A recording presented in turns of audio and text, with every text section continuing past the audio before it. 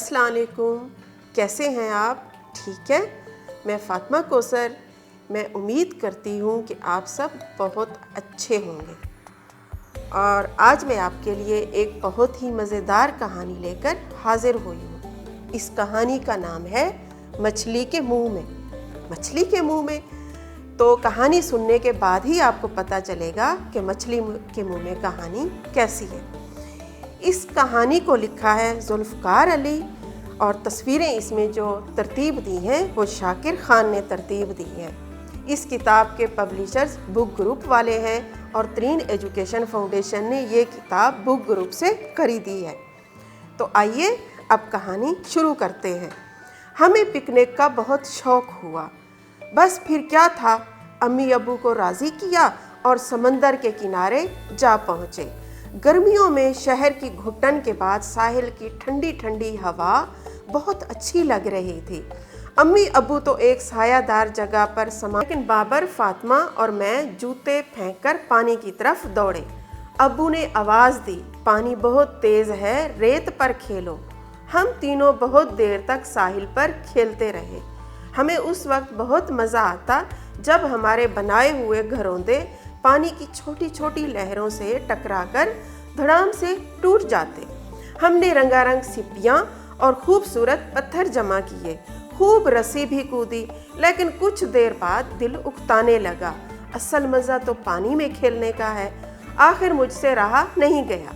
मैंने बाबर और फातिमा को उकसाया, चलो पानी में थोड़ा भीग लें, और खुद पानी में चली गई। बाबर और फातिमा पहले तो कुछ हिचकिचाए, वाह कितना ठंडा पानी है, कैसा मज़ा आ रहा है, मैंने दोनों पर पानी उछालते हुए कहा।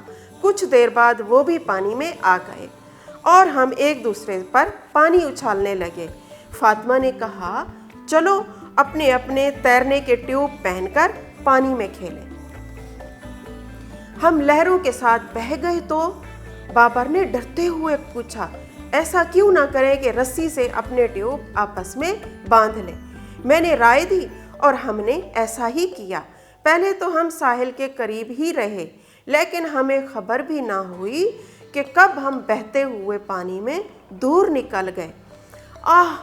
अचानक बाबर के चीखने की आवाज़ आई। मैंने फौरन मुड़कर देखा तो पानी की एक ऊंची लहर हमारी तरफ बढ़ रही थी और हम पानी की लपेट में आ गए। ये क्या?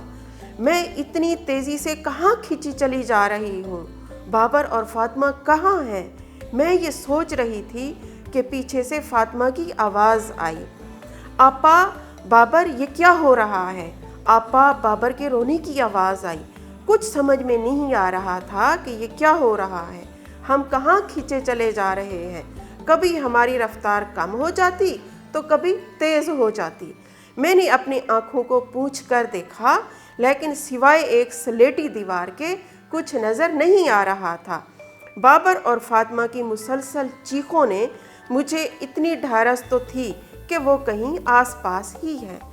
अचानक दीवार दो हिस्सों में तकसीम हुई और ऊपर का हिस्सा तेज़ी से हवा में बुलंद हुआ। दीवार की निचली तह में से उभरते हुए नेज़ों को देखकर मेरे तो होश उड़ गए। नेज़ों के पीछे पानी में अजीब अजीब चीज़ें तैर रही थी।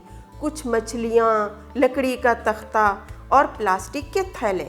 मैं अभी हैरत से देख रही थी कि दीवार का ऊपरी हिस्सा धड़ाम से गिरा और एक बार फिर हमारी रफ्तार तेज़ हो गई।